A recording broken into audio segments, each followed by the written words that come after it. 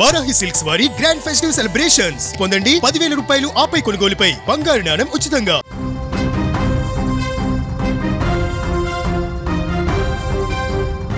అమెరికాలో తెలుగు అమ్మాయి దారుణ హత్యతో హైదరాబాద్లో విషాద ఛాయలు అలుముకున్నాయి. కొత్త సంవత్సర వేడుకల నుంచి కనిపించకుండా పోయిన నిఖిత మేరీల్యాండ్లోని తన మాజీ రూమ్మేట్ అర్జున్ శర్మ అపార్ట్మెంట్లో విగత జీవిగా కనిపించడం ఇప్పుడు కలకలం రేపుతోంది. హైదరాబాద్ తార్నాకలోని విజయపురి కాలనీకి చెందిన నిఖిత 2016-21 వరకు జేఎన్టీయూలో ఫార్మసీ చదివారు. ఆ తర్వాత కిమ్స్ ఆసుపత్రిలో కొంతకాలం పనిచేశారు. 4 ఏళ్ల కిందట ఉన్నత చదువుల నిమిత్తం అమెరికా వెళ్లారు. ఎంఎస్ అయిపోగానే అక్కడే వేడా హెల్త్ సైన్స్ సంస్థలో డేటా అండ్ స్ట్రాటజీ అనలిస్ట్గా ఉద్యోగం చేస్తున్నారు. అయితే అక్కడే పరిచయమైనటువంటి తమిళనాడుకు చెందిన అర్జున్ శర్మతో రూమ్మేట్గా ఉన్నారు.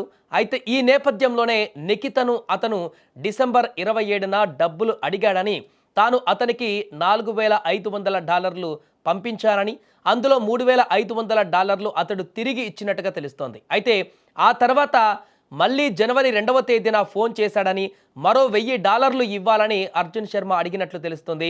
అయితే అతనికి డబ్బు ఇచ్చేందుకు నిఖిత నిరాకరించింది. పైగా గతంలో తీసుకున్న $1,000 ఇవ్వాలంటూ డిసెంబర్ 31న అర్జున్ శర్మను నిఖిత అడిగినట్లుగా సమాచారం.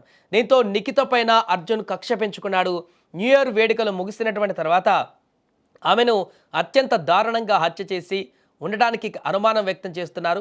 ఇక మరోపక్క న్యూ ఇయర్ పార్టీ తర్వాత నిఖిత కనిపించడం లేదంటూ అతడే 2వ తారీఖున హార్వర్డ్ కౌంటీ పోలీసులకు ఫిర్యాదు చేశాడు.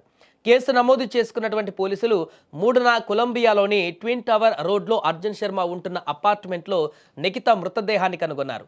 ఆమె శరీరం పైన పలు కత్తిపోట్లు ఉన్నట్టుగా పోలీసులు గుర్తించారు. అయితే ఆమె మృతదేహం పైన ఉన్న కత్తిపోట్లను చూస్తే అతి కిరాతకంగా దారుణంగా ఆమెను చంపేసినట్టుగా తెలుస్తుంది. అయితే నిఖిత కనిపించడం లేదంటూ ఫిర్యాదు చేసిన రోజే అమెరికా నుంచి అర్జున్ శర్మ అనేటువంటి ఆ వ్యక్తి ఇండియాకు వచ్చేశాడు.